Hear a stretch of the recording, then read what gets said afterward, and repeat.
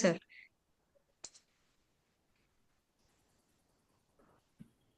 Yes.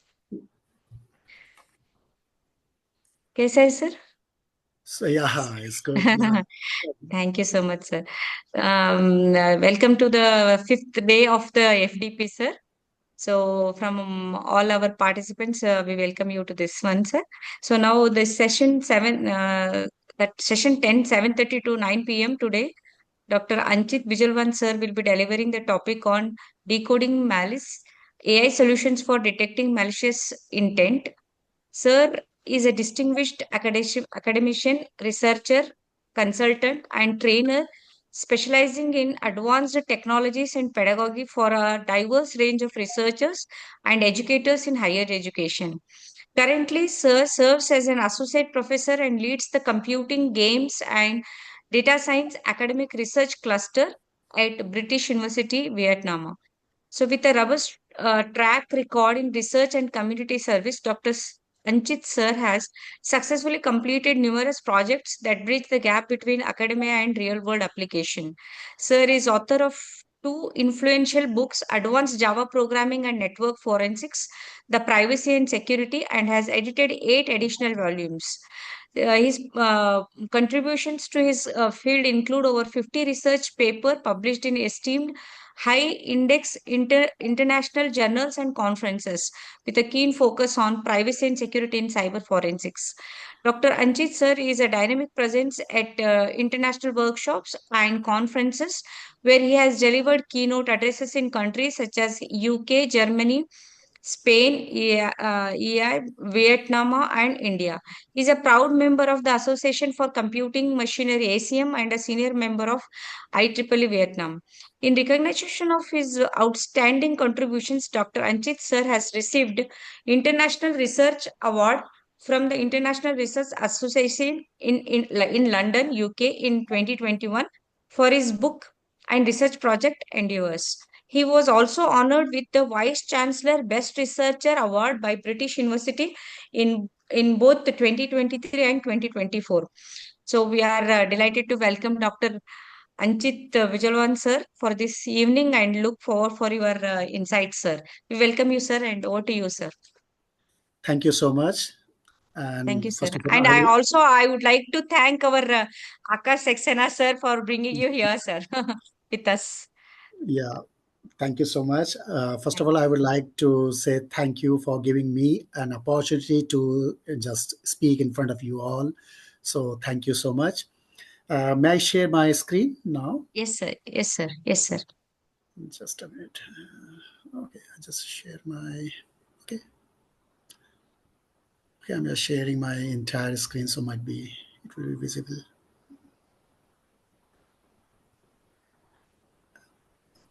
Is it visible?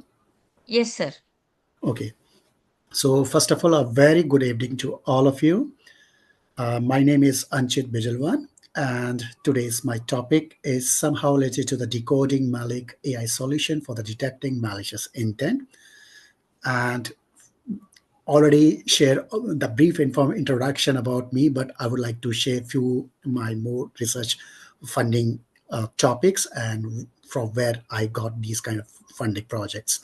So I am a lead ambassador IEEE Region 10 ACEI Entrepreneurship and Innovation for Vietnam. I'm an author of two books, Advanced Java Programming, and the second is Network Forensics Privacy Security. Forensics privacy and security is widely acclaimed in all across the globe, specifically in UK, Australia, and the US, and edited 10 books. I am involved in some couple of projects which I've already completed. The first one is related to detect online child sexual exploitation and abuse. It was funded by UNICEF, and it was that all the project was carried out for specifically for the East Africa region. It was approximately 526,000 USD, and thereafter I completed one more project that was funded by United Nations. It was related to the network forensic analysis for the securing confidential data. The third one is somehow related to the community service project. It was related to the designing temporary fast-paced treatment center for the COVID-19. And one more project which recently I just completed, that is Federal Learning Approach for a Safer Online Space, a framework for the preventing cyberbullying. Few projects I'm still working with University of Staffordshire UK and some partner universities, and as a team with Philippines, Malaysia, Singapore, and Vietnam. So I'm a PI of from the Vietnam country. It was related to means like how to detect epidemic, means like when we are in a crowd, in a huge crowd masses, and likewise. So I published more than 50 research papers. I am also an IEEE Vietnam section senior member. I got awards from International Research Award 2021 in London, Vice Research Award, and Dean Award for the Best Researcher from British University.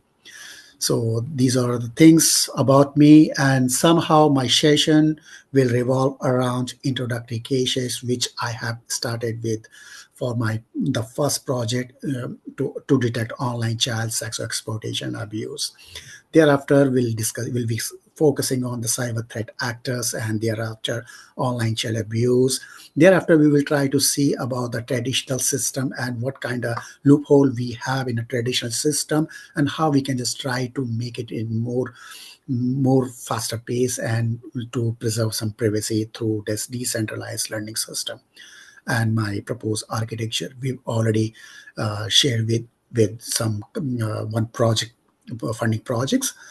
Then the loopholes, the challenges about the possible attack injection on these decentralized system, and the algorithm which I already published in one journal. So we'll be trying to I'll try to show all these things. Thereafter, adversarial federal learning steps and algorithm.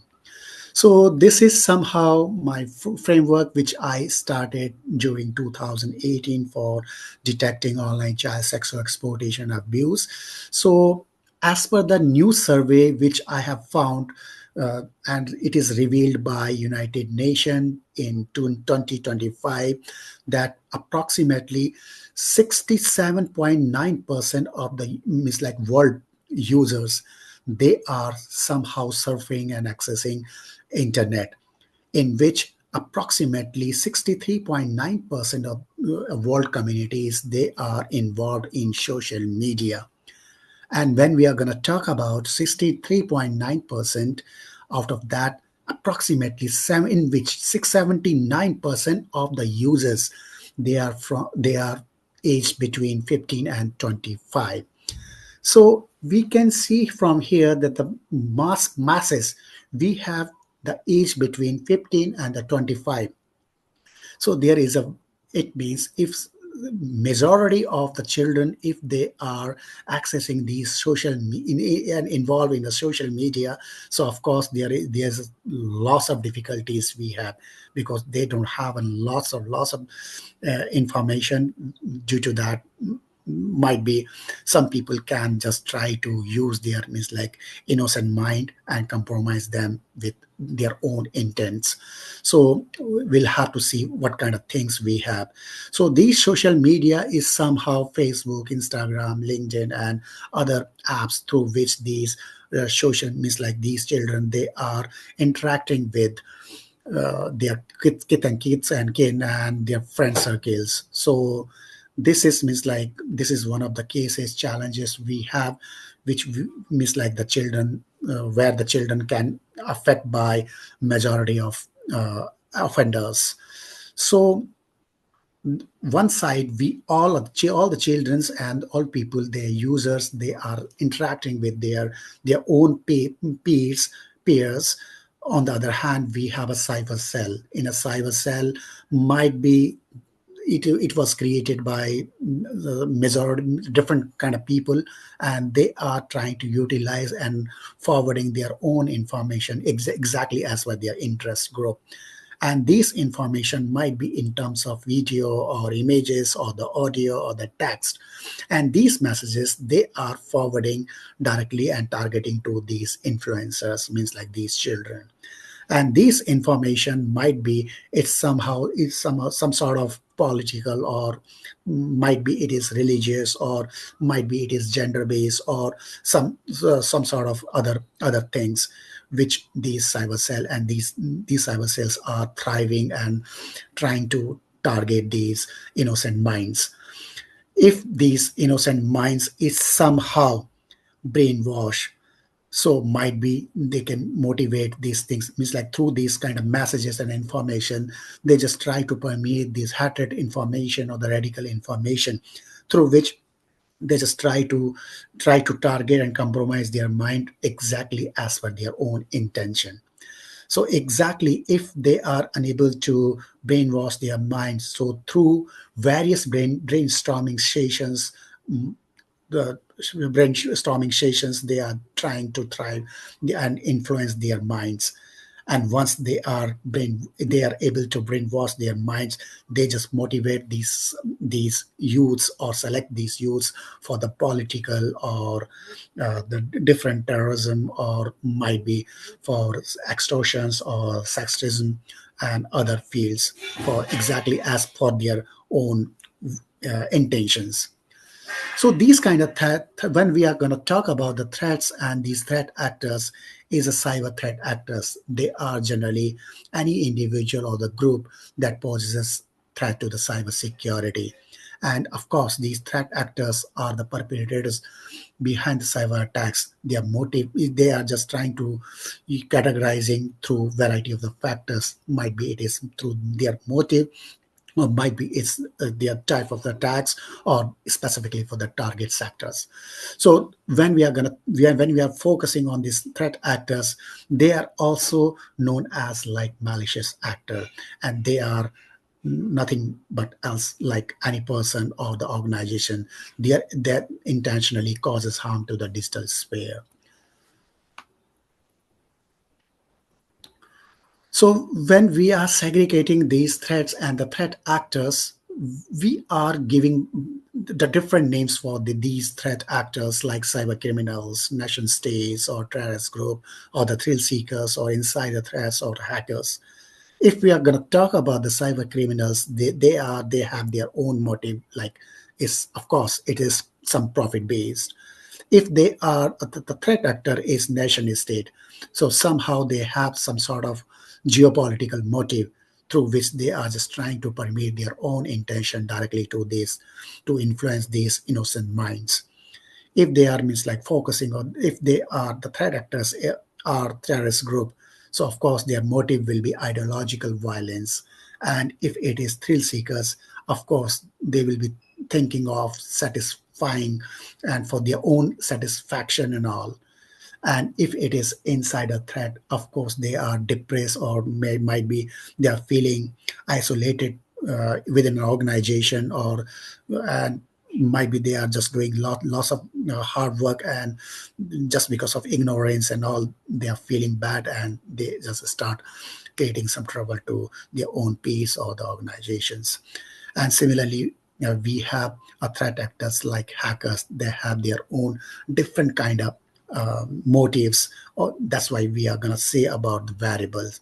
So when we are going to talk about the threat and the threat actors, we are focusing on somehow these threat actors, they are focusing on some sort of warfare sponsored by the country, or might be they are terrorist attack, or they are going to focus on commercial motivated attack, financially driven criminal attack, hacking, cyber stalking, child pornography, webjacking, data diddling, etc.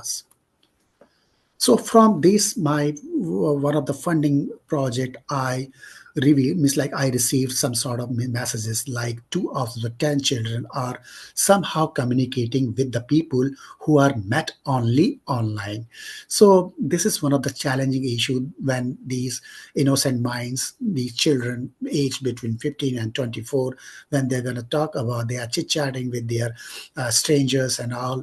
So sometimes these offenders or the adult who is just pretending like that they are they are just a youngster, and they just try to compromise their mind. So it is a trending trend that the 2 out of the 10 children are, of course, they are communicating with people who are met only online. And of course, from here, 2 out of the 10 children have been bullied, and half of these type of cases are done only online. And from here, I also got one more information, like the 2 out of the 10 children are vulnerable victim to OSAC. And of course, male children are also equally vulnerable as female children. And of course, 71% of the case uses of mobile phones, smartphone, or the through tablets.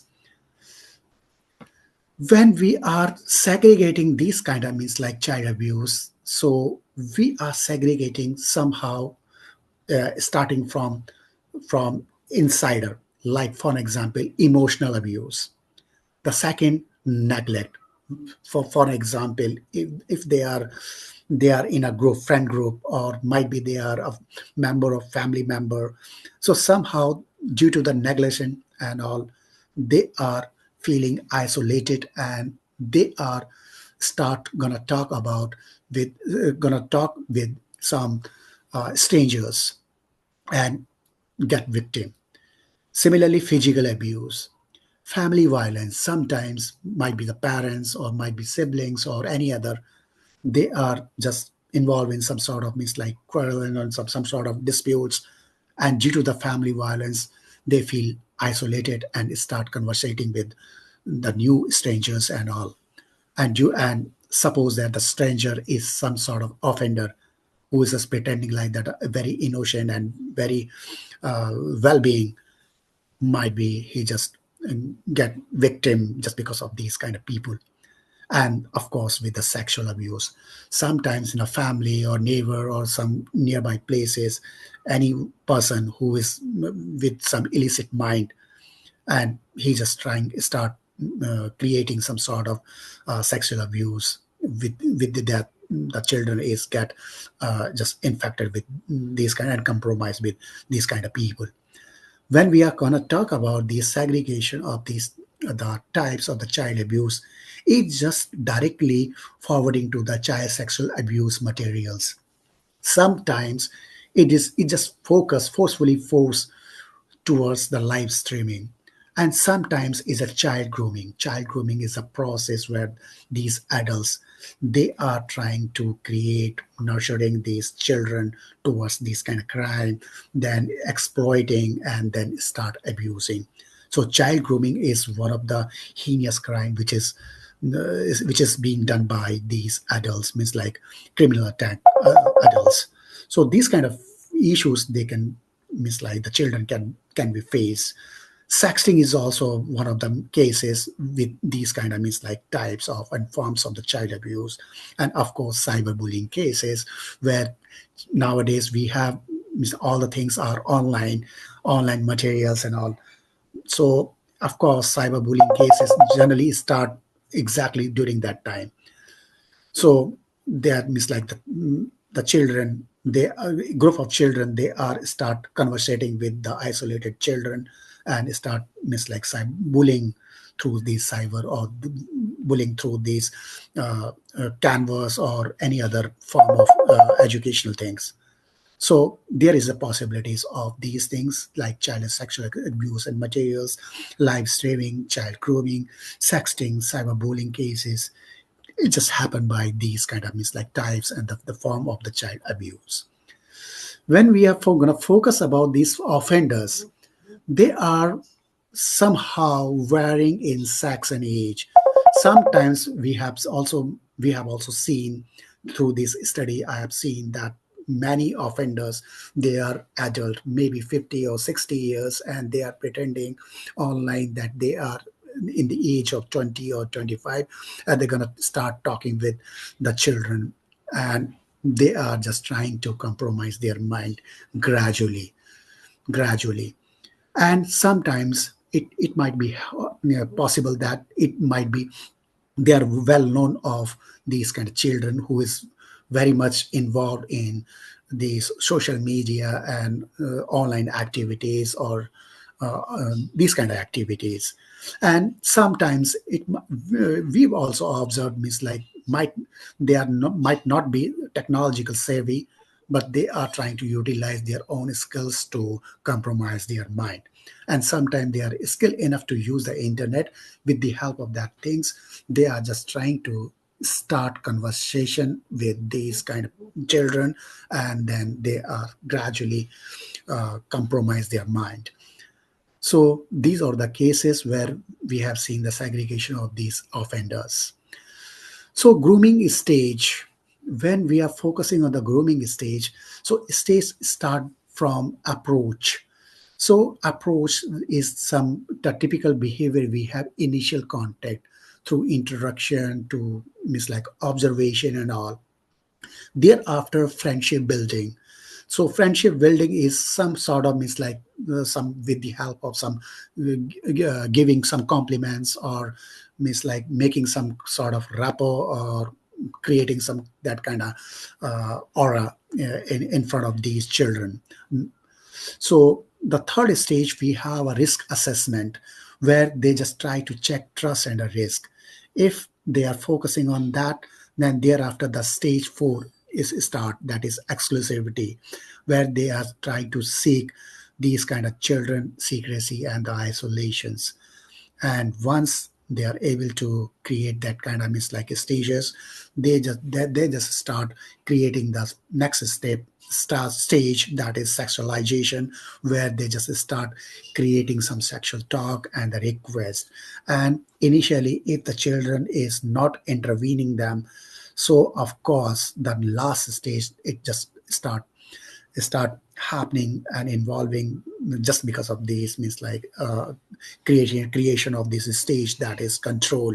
So here the pressure offline move, they just start, and then thereafter the next whatever the next step which we have seen, like live streaming or any other sexting or any other cases, it just start creating by these offenders.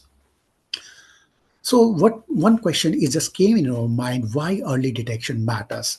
So, of course, the escalation prevention. It we have to avoid preventing. We have to prevent this escalation process, so that the offenders cannot take advantage from these kind of grooming behavior and all. So, this is escalation prevention is one of the important case why early detection it just matter. Thereafter, we also focus on that the high prevalence of the online solicitation and sextortion means we are focusing means like we have to focus on means like underreporting cases and all. So how we can just try to permeate information in front of masses, so that these underreporting should be overcome, and people, if smaller issues are happening, they can just try to report it and provide awareness. Thereafter, we are going to focus about the early signals which we are finding through some sort of languages or the tempo or some sort of relationship building cues. So we have to create an algorithm, or we have to create the program in which we can easily create and bifurcate it and segregate it, these kind of languages and the tempos or the relationship uh, cues from relationship building cues, so that we can detect these kind of incidents early, and we can just forward these to the law for enforcement agencies. Next is why early detection matters. Again, we are also focusing on that, the online sexual grooming. So this is one of the case where the stages we have. So we have to detect early, so that the grooming stage cannot be covered. We'll have to stop immediately as and when he is just the offender is nurturing these kind of stages, so that we can just try to detect it, and we can just try to overcome that kind of issue. Similarly, early detection, where we are classifying risk within the first few messages. And similarly, we have a signal span content and the context, where means like through the algorithm, means like before these pre-processing and all, we are creating that kind of stuffs through deep learning case, natural language process and all. We are focusing on lexical, syntactic, semantic, pragmatic, temporal, or role-based cues and other things, so that we can just try to create and segregate, and we can create an algorithm through which we can easily detect these kind of issues directly online. So when we are going to focus about all these things, the case where it comes that the identification. So we have to identify easily. Thereafter, we'll have to focus on detection. We have to analysis and suppose that if needed, so we can go for the forensics and all. So threat actors. So I'm just taking one of the example of this is one of the example, like sometimes might be the offenders, if he is a tech savvy and he's just trying to compromise and target specifically one children, so he just try to able some sort of denial of service attack and all, so that he will be able to just isolate that particular target from others. So here, in the if the offenders are tech savvy, or he is taking help from by giving some monetary benefit to the some programmers and all, so they can use some IRC channel. Through IRC channel, they can build and they can forward this information to the IRC server through core server, and they can create a command and control traffic, and thereafter they are focusing and compromising collection of computer. These kind of things we are generally saying botnet. Botnet is a collection of compromised computer when there is an often code within a malware that commands it to become a part of its own network. So it is controlled by the botnet is controlled by bot master, and sometimes we are also giving one another name, that is bot herder. So bot master is a person who is trying to compromise, who just trying to drive these kind of techniques to compromise through worm or the social engineering or that kind of things. He is just trying to infect these victims. So once if he is able to in fact forward this particular information infection, then this particular bot is just connect to the command and control server. And these command and control server, it could be done by the HTTP or the IRC or any other kind of protocol. Once he's able to do it these kind of things, then thereafter he just starts sending commands through command and control server to the bot. Once it is done, then the repeated bot master is just start creating a zombie army from one single point of center of location. So this is one of the cases where they can just try to do it. And it is from my one of the study which also reveal different information, and I created in one graph all these activity, the activity, some sort of malicious activity, spam, zombie rank, bot, phishing website, and attack origins. And I have also just segregated all these things based on their ranking from USA, China, Germany, Britain, Brazil, Spain, Italy, and France, and other countries. Then the question is coming out, why the botnet is used for. Of course, is they are using them for the minting of money, and these particular offenders and adults, they are just trying to take help from the bot master or the programmer, so that uh, they can just try to create and compromise the victim easily. And it is used for through the sending spam, for the phishing or the adware or the spyware. This is one of the experiment which I did for one particular project or for one research article, where I have segregated with the normal flow. It is going in a proper way, and I use one particular algorithm where I have used one randomizer. So random UDP flooding attack, in which it start permeating lots of huge amount of traffic, and this traffic is just created issues to directly to the victim. This is the algorithm through which I created, in which I have created a randomizer function whose value is somehow the threshold is value is somehow lesser than the threshold value of the firewall. So exactly as per that the firewall's values, I created a small chunks of packets as and when I'm just forwarding these chunks of packet due to the definition of the firewall. It just cross it just the firewall and its rules, it just shows that as like a normal packets, and it just forward directly to inside of the network. Once it is reached in the inside of network, it just creating some sort of denial of services congestion and the traffics directly to the victim's network and all. So this is one of the algorithm which is used to create this kind of scenario. Thereafter, from this particular experiment, I found that when we are talking about in a normal flow, the total packets is somehow 192 million something, whereas when we have used in under attack cases, it is 8,895 millions of packet. And similarly, in a request packet, in is specifically under attack, it just reduced by 31 million. And when we are focusing on the response packets, it is somehow 8,824 millions of these packets. And this particular randomizer function, which is used for only specifically for these under attack scenarios, is the first time. And this is one of the graph which shows really this particular algorithm has given a very good high rate to uh, to directly infiltrate in particular victims network. And from here I got some particular results that yes, of course, the randomizer function is able to create some these kind of means like attacks on directly to the victim's network. This is one of the case scenario through which I have seen.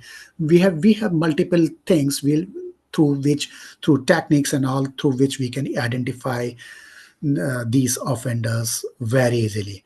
But we have identified, but it is exactly if we have some sort of loophole, so we'll have to detect it. If we'll have to assure that the identified things, clues, are specifically some sort of being done by offenders.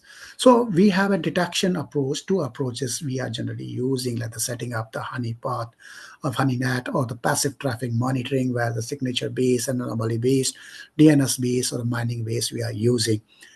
And we are trying to utilize these kind of techniques through to detect these issues. When we are going to focus about these issues, so data and labeling will have to see what kind of corpus we have. So we have historic public corpus like pan-12 sexual predator identification, that is chat logs, through which we can also try to start some sort of experiments and all. And but the challenges we have again here: privacy, consent revocation, imbalance, and a domain shift. And similarly, the private platform and the E2E encryption constant we have as challenges when we are using pan-12 sexual predator identification, that is chat logs.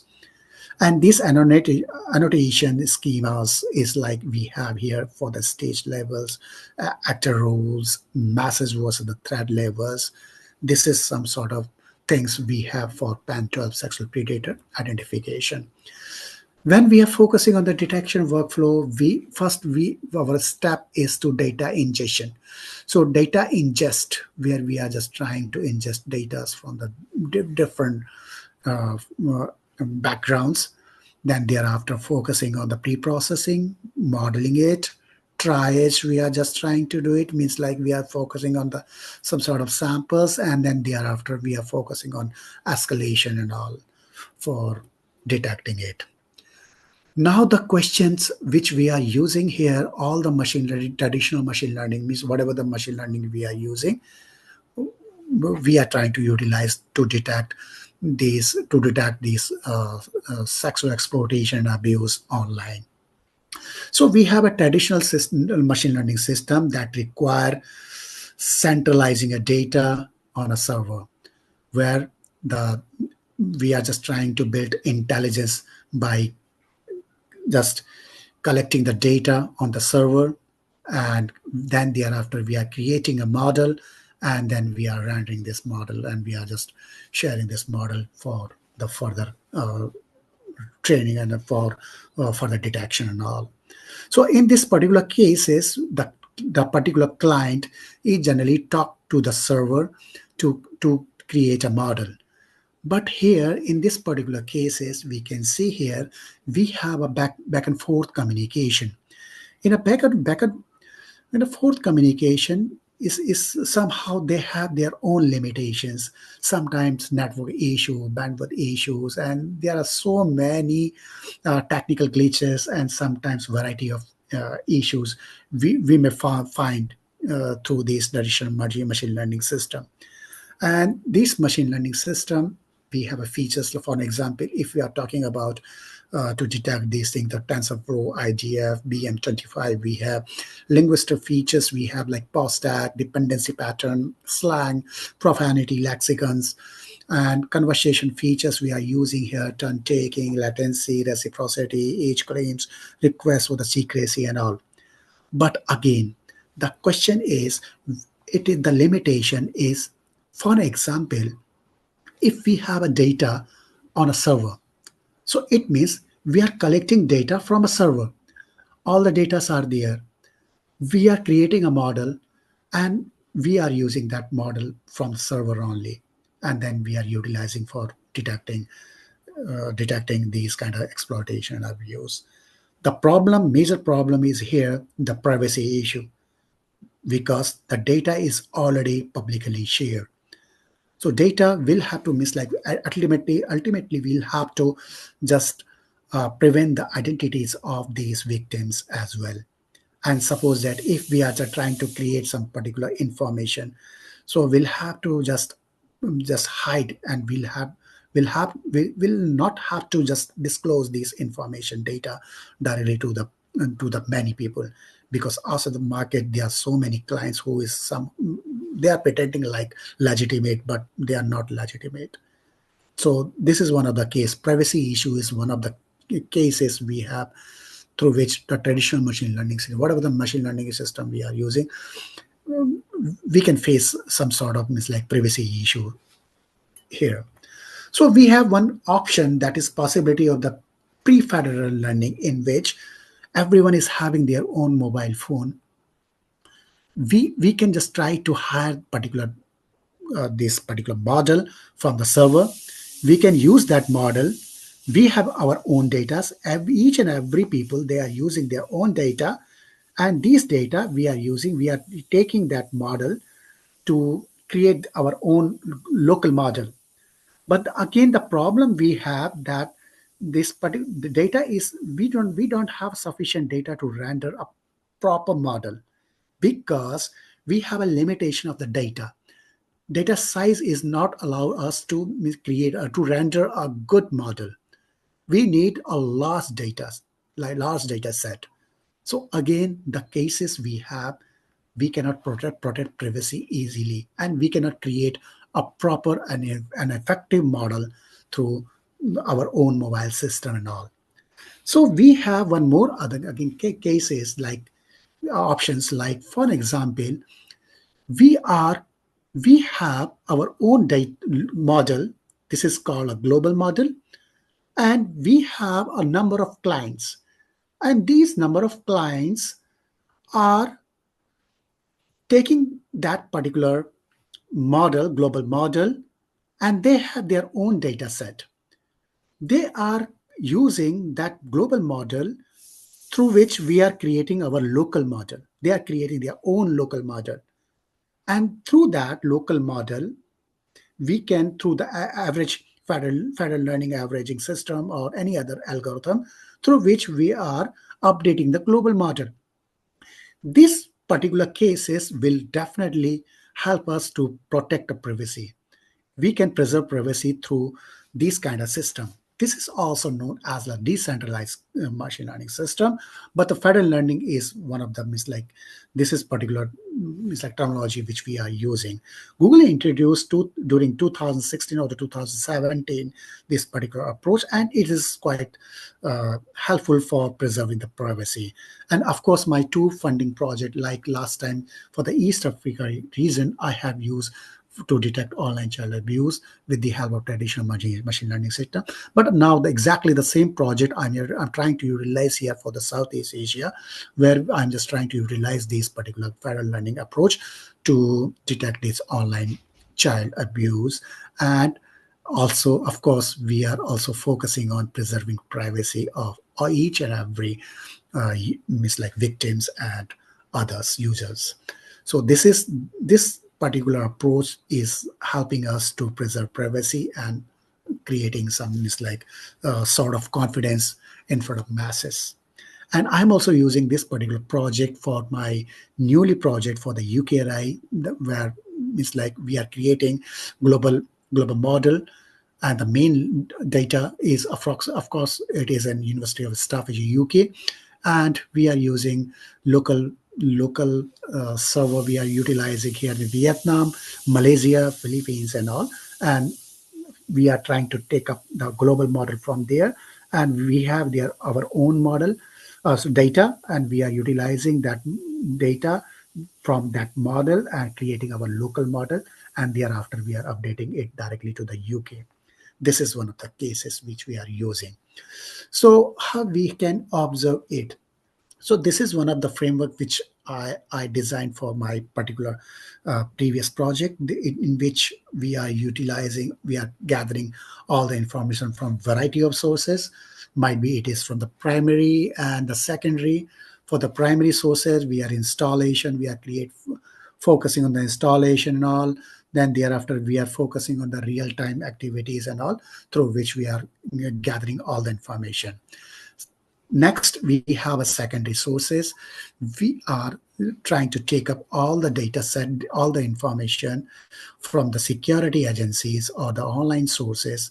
And once we have, I have enough of information from the primary sources as well as the secondary sources. I'm just then thereafter I focus on integrating of these data from the multiple sources, and thereafter once it is integrated properly, and then thereafter focusing on the federal learning environment in which real-time processing and analytics, analytical detection and attack model, and the alert and notification uh, we focused. So this was my proposed architecture which I have used. This here I have utilized the data acquisition system, in which I am utilizing I'm just trying to fetch all the data, means like from the primary sources as well as secondary sources. That makes it unique, where we are creating one acquisition system where I'm just trying to ingesting all the primary as well as the secondary information at one side. Thereafter, we are trying to utilize it through the data integration, the pre-processing processes. And similarly, the primary, when we are creating that primary data storage, we are creating a clone, and we are utilizing and we are experimenting all the things through the clone and all. And thereafter, we are forwarding all these information to the federal learning framework. And thereafter, we are utilizing and creating some sort of alerts and forwarding to the law enforcement agencies for just detecting these kind of crime. This is the federal learning environment in which we are selecting the libraries. We are setting up the federal learning architecture, whether we are using horizontal or vertical. It depends on project to project. So for example, if we are using, might be we are sharing the data, or might be we are sharing, or we are sharing the features directly to our local PS. And thereafter, we are creating a local model and updating directly to the global model. Thereafter, we are focusing on the establishing the secure communication, whether it is TLS, TTS, or all. Thereafter, we are focusing on the pre-processing, local data pre-processing, and its modeling. Then, in a fifth stage, we are directly coming towards the implementing this federal learning environment through specifically algorithm. And then we are focusing on implementing the privacy preservation approach, and thereafter we are creating a central coordinator implementation for forwarding these information directly to users, law enforcement. So this is the case where we are using federal learning environment, and we can see here we have a local device location. These local device location forward these information for the training, and we are utilizing for these things for the encryption and all, and we are forwarding that information to a global module update. And this is our federal learning, where the central server is one side, which use through the aggregation updates, we are updating this information to create a new model. This is the FL environment which we are using. Algorithm it was used like initialize the global model weight, thereafter local training on the edge devices, thereafter the send model the update to the aggregator, federal averaging that aggregate update into global model, repeat until convergence, and thereafter we are just repeating until the convergence and all. This is one of the case, and thereafter we are focusing for the enhancement to the federal learning, where we are focusing on differential privacy for the secure update. Next, we are using for the secure multi-party of the computation SMC, and thereafter adaptive client selection to the handle heterogeneities. From this federal learning concept, there is one of the challenges, which is still a challenge, but still none of the researchers has found that it can be possible. But we are also trying to utilize experimenting to create that kind of environment, so that we can just show that yeah, poisoning attack is also possible, and how we can just try to detect it, and how we can just try to mitigate that kind of information from this like federal learning. So federal learning approach, for an example, if we have number of clients, it might possible one of the client who is just showing that he is a benign, might be he just hiding his identity and all. And he is utilizing his own, he's just inserting some sort of injection directly to on that local model to update on directly to the central node server. And as and when it is updating directly to the central server, so the global model will be injected.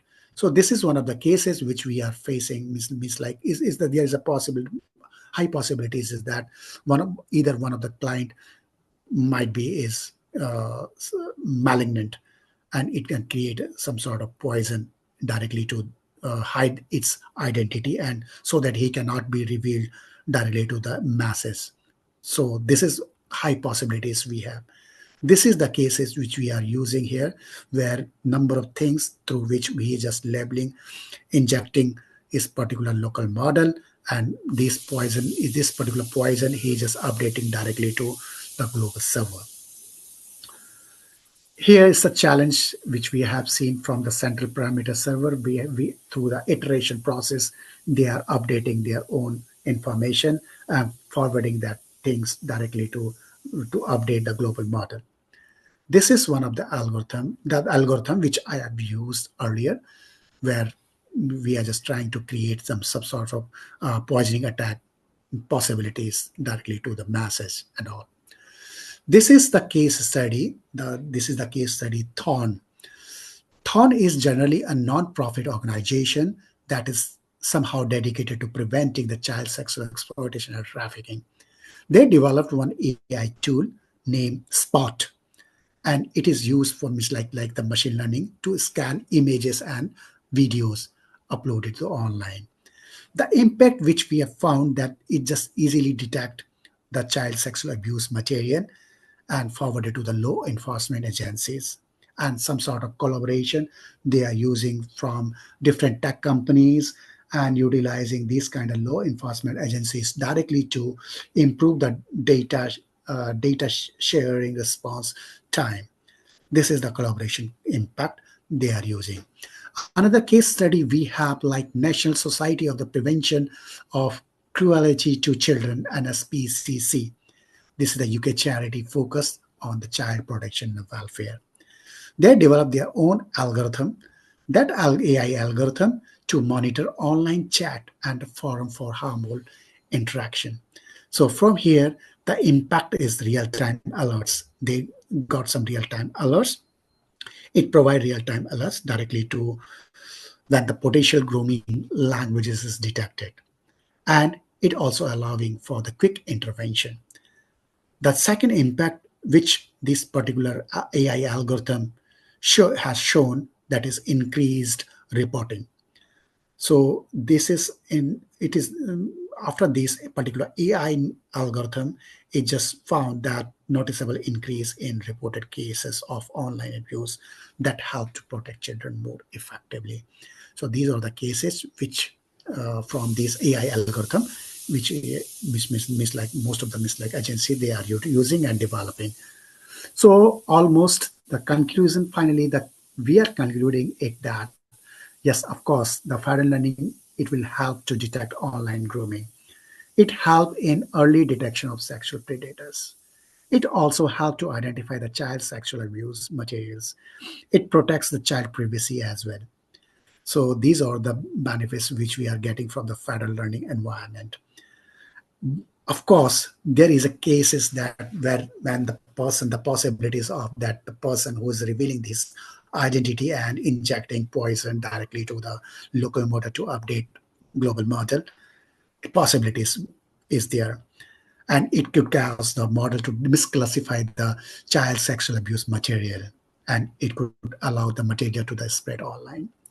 But it is just a potential correlation. There is not a single evidence that the poisoning attack is happening in our realities, but possibilities that as a researcher we are continuously trying to create that kind of environment that can be possible in future, so that we can just try to utilize our own technique tool and technique to create that kind of environment, so that we can that kind of possibility we can just try to stop it and we can use it. This is one of the conclusion which I got from my own projects and all. So references I have used from my own books, my own papers, and one or two papers from others.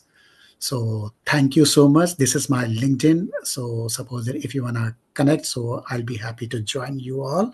And suppose that if you have very wonderful ideas about any means like collaborative work for the projects and all, we can we can try to develop it, and we can just try to submit to the any funding agencies and funding bodies for possible fundings in future.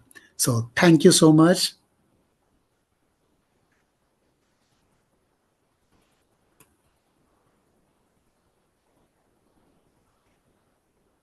Hello.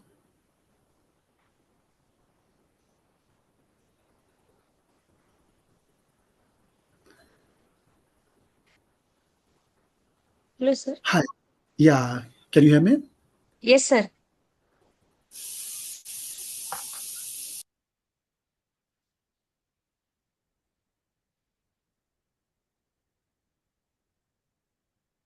Dear participants, any questions?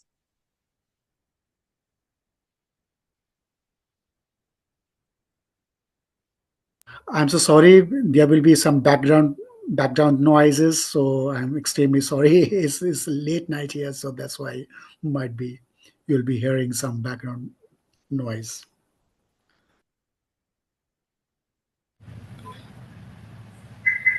Sir, I have a question, sir. Hello. Yeah. Please. Yes, sir. Sir, when you are speaking about Vietnam and how they are abused and exploited, Mm. is it due to weak legal and regulatory frameworks that the cyber laws are outdated or they are not available No, in no, no. prosecuting cyber criminals? No. I'm not going to talk about it specifically for the Vietnam. Is if you see in the specifically in a No, developed. in any Yeah, other countries or any yeah. region or anywhere. Yeah, yeah. Actually, it's due to the like you can see that most of the youngster they are just trying to communicate with their peers directly through the social media, and we have like all the people they are using their own mobile and internet is available all over the world, and due to that means like they are trying to talk with some sort of strangers and all, and due to that means like there is a high possible chances that they can they can be one of the victims. So how means like, and these kind of things and issues are underreported. If we can see in India or Vietnam, even in means like developed nation, everywhere these kind of things are happening. So how we can just try to right. So this is one of the challenges. So we'll have to develop some sort of algorithm which can detect it early. So it generally happened after the COVID-19 period. So when all the things it just came directly through the internet and all. Sir, another one. Uh, is it? We rely more on imported digital infrastructure that is on foreign technology without strong local control. And is there any? Lot of risk of backdoors or data exploitation, uh, or this type of things that we need to look into, sir. Yes, of course, we have lots of challenges. So we'll means like as a researcher, we'll have to segregate all that these kind of challenges and how we can just try to develop a framework to deal with these kind of challenges. So it's of course these kind of challenges we have, and how we can just try to incorporate and just these kind of issues directly in one particular framework, and we can just show to the means like world community directly. And what we see in day-to-day geopolitical issues, what we are seeing and what we are watching nowadays, how much Mm, effect will it have on these technologies in terms of import or export of technologies, or when we do not have strong local control? And as we yeah. see that Russia, China, India on one side, US on another Mm. side, these things, how does it affect you think, sir? Yes, of course. See, actually, we are also somehow binded with some sort of means like policies, rule, and regulation. We have our own nations, some sort of policies, and international policies. So, of course, we'll have to abide by all the rules and the policies. And with the rules and the policies, we can develop some sort of things. Yes, of course, after developing some sort of framework and means like these kind of issue, when we are addressing these kind of issue through our techniques. So ultimately we are just forcing means like forwarding these information directly to the law enforcement agencies and all, and they are just trying to deal with means like the government bodies and all, and they can develop their own means like pattern exactly as per their amendment in their policies and legal issues.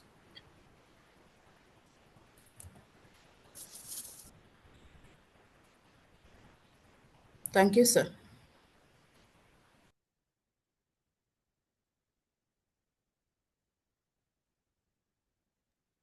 Sir, I think there is a question in the chat box.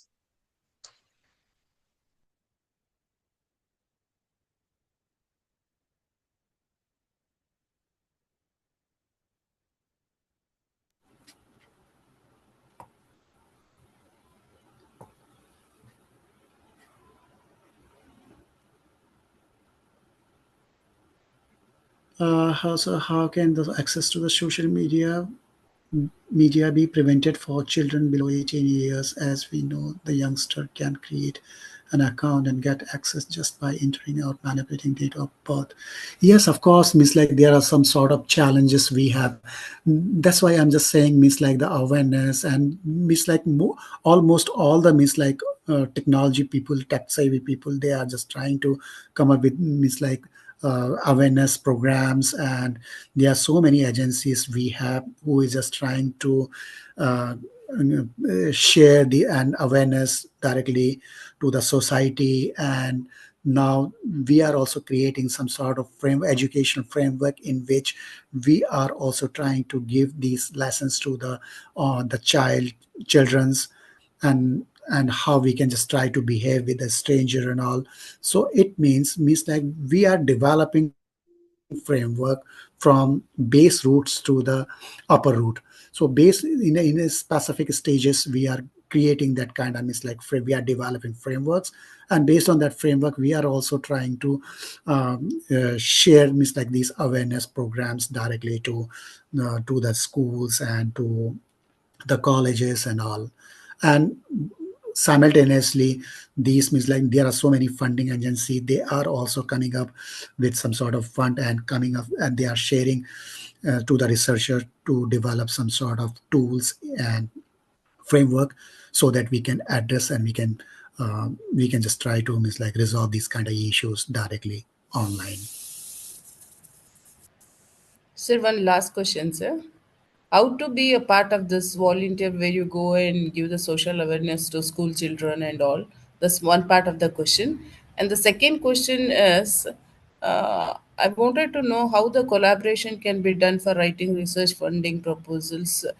Uh, I am working as a head Mm, research from BMSIT, and okay. I work in EI, uh, Yeah. blockchain a little bit, not completely Yeah. dived into it, but I want to work something into cyber security. So, can you just give some insights onto it?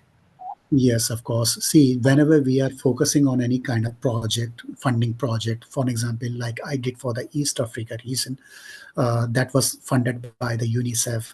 So whenever it is unlike research paper where we are creating some sort of experiment for one thing, or we are just reviewing some survey papers and developing some theory, means like some sort of output. It is unlike that. We are trying to create a team.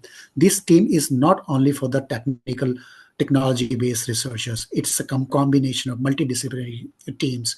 Might be you for an example, if you are just trying to deal with online child sexual exploitation and abort, might be you will have to make some members from um, child sexual means prostitution centers, might be from the NGOs, from legal team, from different environments, means like we need, like I developed with lots of means like teams and create a combined team, and slowly we have address the societal issues.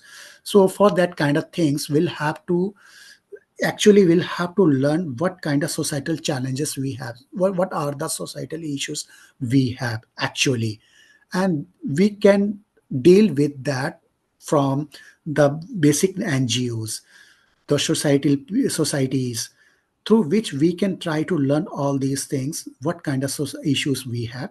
Once we have an actual issue, societal issues, thereafter we generally build a team in which a combination of all the technological technocrats, societal people, NGOs, might be it is medical practitioner people, and might be from the broth houses and all.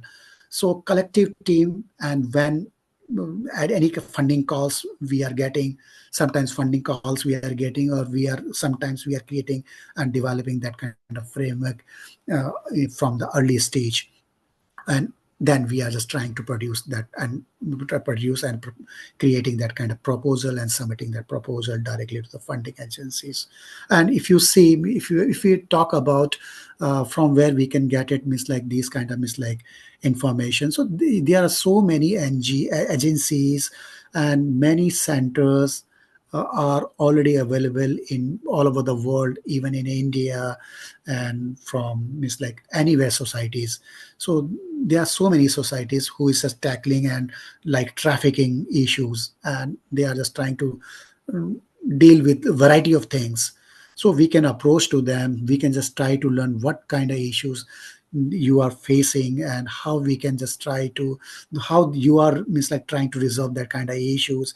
And actually we are implementing all these things, and thereafter we are creating a draft, and as and when the funding calls we are getting, and we can just try to submit with the help of some means like NGOs from other agencies, and with the help of multidisciplinary team as well. So likewise, we are creating that kind of funding means like project proposals. Exactly like I'm just doing one project proposal for detecting epidemics. I'm using the same federal learning environment to preserve the privacy. So here we are creating a like central node. UK people are there from the University of Staffordshire, from the Liverpool, Manchester. Metropolitan University. From here, I'm here, British University, and similarly from few peoples from the Malaysian University and Filipinos. So combinedly as a team, collectively, we are calling the funding calls is from UKRI for the Southeast Asia. So UKRI means like UK and Southeast Asia's partner. We are combined. We created our own team and developing means like a proposal, and then we are some uh, we study submit this proposal directly to the funding agencies. Exactly same Department of Science and Technology. I think might be they have released or might be they will be releasing next month for Southeast Asia partner. So India and the Southeast Asia partner, they are also they have DST also will be release some sort of like funding calls for addressing some sort of issues. So last year also they released some funding calls. Unfortunately, I couldn't get it. I submitted few couple of projects for the DST with the help of some Indian partners, but unfortunately I couldn't get. This time also they will be releasing, so I will again try for the best. Hope. Thank you, sir. Is that, sir, one more question is there in the chat box.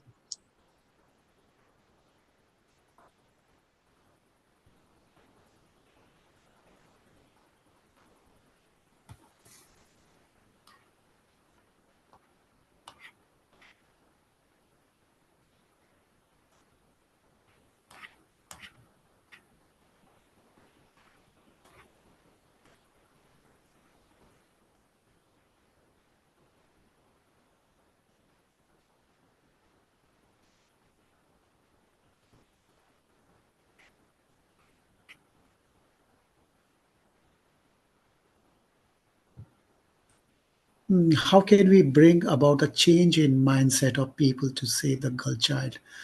Of course, means like people, it's really means hard to say that how we can change mindset. Of course, mindset cannot be changed. Ultimately, it's individual's own nature. Of course, we can just try to detect, we can just try to identify, detect. Yes, of course, mindset can be changed by thriving awareness. So awareness, we can just try to share information. We can just try to give the consequences of the issues. Suppose that if the person is just trying to compromise means like any innocent mind, so how means like what kind of conjugation thereafter, what kind of punishment and all means like he can be faced, he oblique she can be faced. So that kind of awareness is one of the solution, only one of the solution through which we can try to change the mindset of the people. Yes, of course, means after our facts we can just try to identify, or means we can just try to preserve or prevent this kind of issue in an earlier stage of these grooming and all.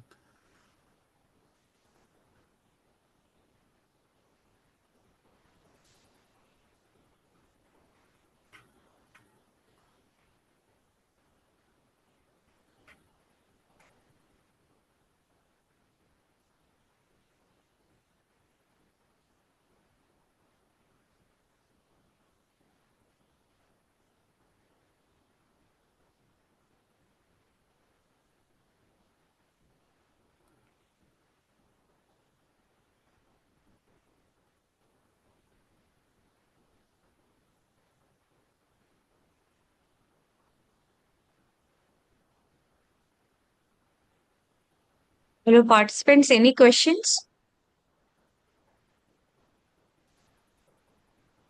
I think one more is left, one chat box, sir. One question is there.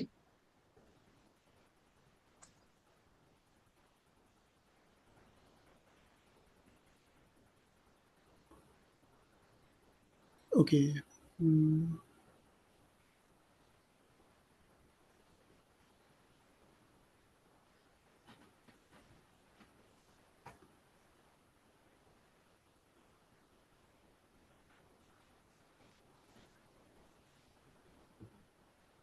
Many social media application give guarantee of encryption. With encryption point of view, how we can detect malicious message. Yes, through the encryption point of view, we can detect malicious. It means exactly what means. Like for example, if you are focusing on the social media apps, so of course means like as a researcher, we are creating and developing some sort of algorithm to identify and detecting. So whatever the corpus we are creating means like it is somehow related to the secondary information. So secondary from the secondary information, we can just try to create an algorithm to detect efficiently, and means like how fast we can just try to develop and detect means like this kind of means like issues. So one things we can do it from here. Yes, of course. Suppose for an example, if we have a primary sources, so primary sources means like we are creating an environment. Through that environment, we are ingesting this information, combining with the secondary storage, and thereafter we are just trying to uh, create further learning approach to means like how we can just try to preserve privacy. This is one of the cases. Encryption point of view is really hard to say means like the social media applications we are using. So of course here we are creating and developing a framework to give awareness to these children so that they can come up with means like some sort of preserving their own privacy directly, showing directly to these means like users, whether it is a malignant user or we can say the benign user.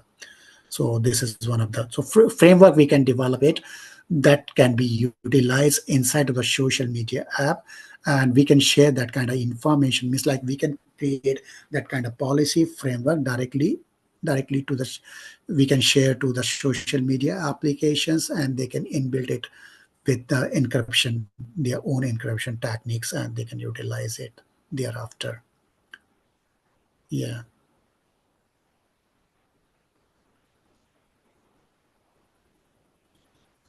Because we are not gonna for like we are not gonna focus on more encryption things. We will not have to decrypt the encryption mechanism and all to means like to detect and how and segregate these kind of messages. We'll have to see the messages from, and we can create a policy and the developing the framework that can be built by the social media application and this their team to means like prevent the privacy and to prevent these children's online.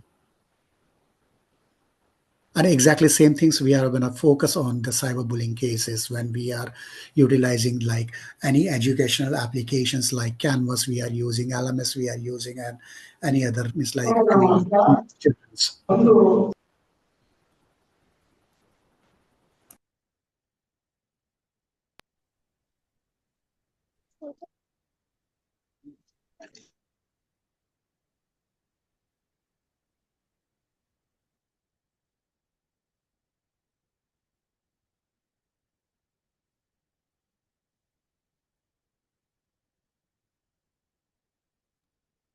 Any more questions?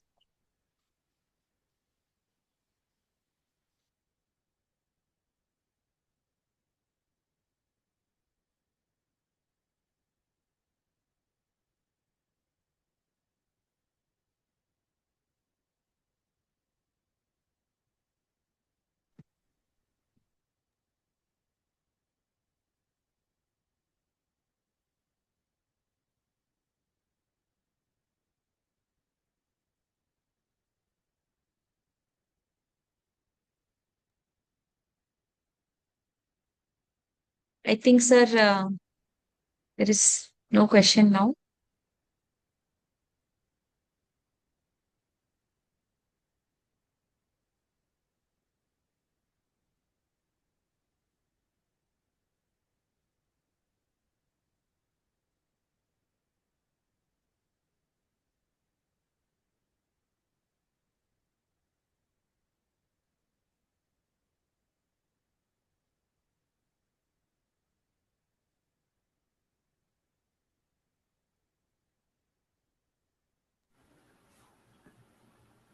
Here is this very late night.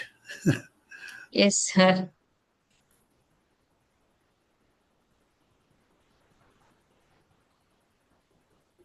So it was very much informative session, sir.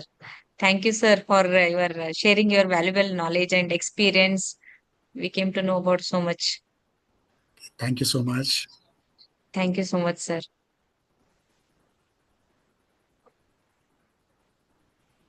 Okay, so I th- may I continue? Thank you, each and everyone, for attending the workshop and taking the benefit of the workshop from the sir. And I hope tomorrow you will be joining in time. Tomorrow, the session will start by 2 o'clock itself. In the afternoon itself, we will be starting, and there are three sessions are there. Please kindly all of